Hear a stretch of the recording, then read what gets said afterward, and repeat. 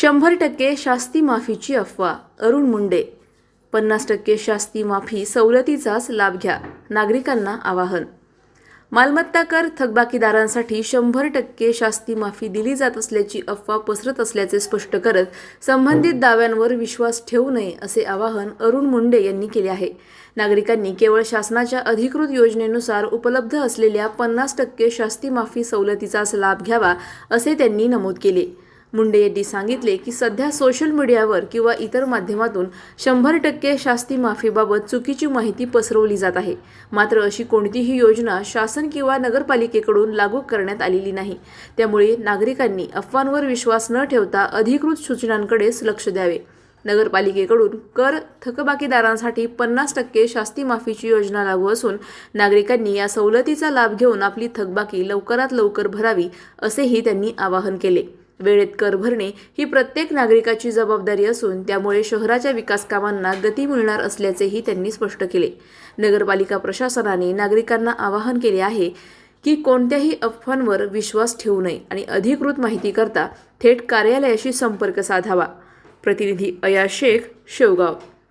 पाणी पुरवठ्या संदर्भात सगळे कर्मचारी आणि सगळे नगरसेवक सन्माननीय एक बैठक आज पार पडली पाणी टाकीची. इथं उन्हाळ्यात भविष्यामध्ये निर्माण होणारा पाणी तुटवड्या संदर्भात काही सूचना आणि काही सुधारणा या संदर्भात सगळी चर्चा झालेली.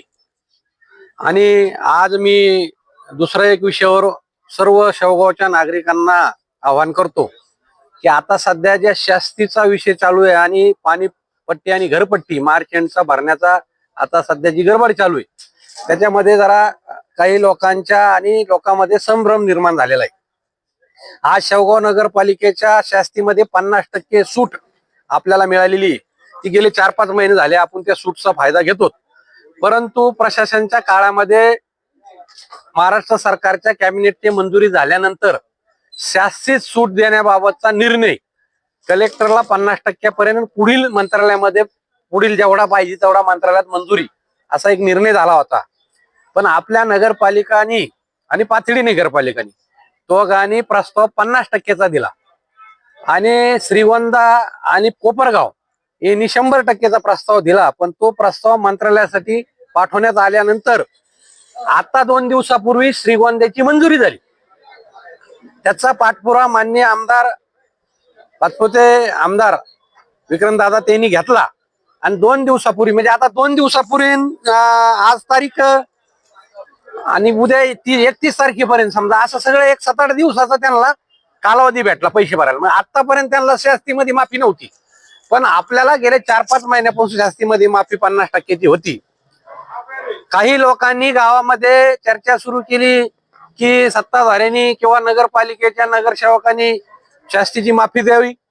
मी सगळ्यांना हात जोडून विनंती करतो की कोणाच्याही भूलथाप्याला बळी पडू नये. कारण शास्ती माफी देण्याचा अधिकार हा नगरपालिकाचा नाही. हा एक तर मंत्रिमंडळात निर्णय झाल्यानंतर नगर विकास कोण निर्णय झाल्यानंतर तोला अधिकार किती टक्क्यात हे तो कलेक्टर पर्यंत सबमिट करणं आणि मग त्याच्यानंतर निर्णय होणं. डायरेक्ट जसा ग्रामपंचायत आणि महानगरपालिकेला शास्ती माफ करण्याचा अधिकार आहे, पट्टी कमी जादा करण्याचा अधिकार आहे, तो नगरपालिकेला नाही. म्हणून ती अडचण आपली निर्माण झालेली आहे. आणि जी शास्ती 50% माफी झाली ती आता मार्च एंड पर्यंतच तिची मुदत आहे. म्हणून कोणी जर म्हणत असेल तर 100% झाले पाहिजे तवार मी भरणार नाही, काही म्हणत असले भरू नका, 100% करावं लागेल. आपण सत्ताधारी काय करतात हे चुकीचं जाणून बुजून राजकारण कुणी करू नये.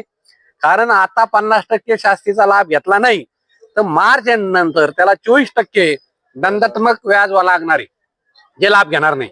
आणि नगरपालिकेचा आणि पाणी पुरवठ्याला शास्ती नाहीये, माफी नाही. पाणी पुरवठ्याला 100% ते भरणं, पण घराच्या पट्टीला त्याची 50% माफी. म्हणून सगळ्यांनी लाभ घेतला पाहिजे आणि ते भरलं पाहिजे. आपल्याकडे जे 100% वसुली त्याच्यात 50%च्या पुढे आपली वसुली झाली.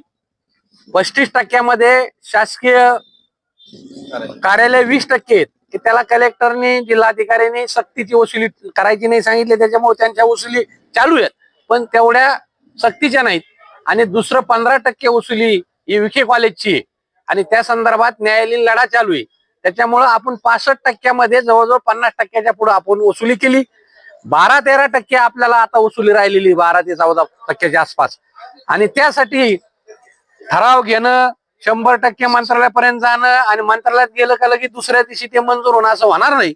कारण गेले 6 महिन्यापासून श्रीगोंद्याची मंजुरी आता 2 दिवसापूर्वी मिळाली. आपल्याला आता वेळ राहिलेला नाही. मार्चेंट श्रीगोंद्यावाल्याला मी मार्चेंट आहे आणि आपल्याला मार्चेंट फायनल आहे. त्याच्यानंतर त्याला त्या शास्तीला सवलत नाही. म्हणून कोणीही कोणाचा गैरसमज होता असं तर करून घेऊ नये. आपण उद्याच्याला मार्चेंट पर्यंत आपले पैसे भरावं ही सगळ्यांना मी विनंती करतो. पट्टी भरावं विनंती करतो. कारण त्यानंतर त्याच्या व्याज लागणारे आणि इथून पुढच्या काळात आपण जर वर्षाला रेग्युलर पैसे भरले, टायमाला भरले, तर आपल्याला एकही रुपया व्याज लागत नाही. तर ही व्याजची सिस्टीम नगरपालिकेचे जरा जास्त आहे. माझ्या दृष्टीने चुकीची पण आहे, पण त्याला आता काही पर्याय आपण करू शकत नाही.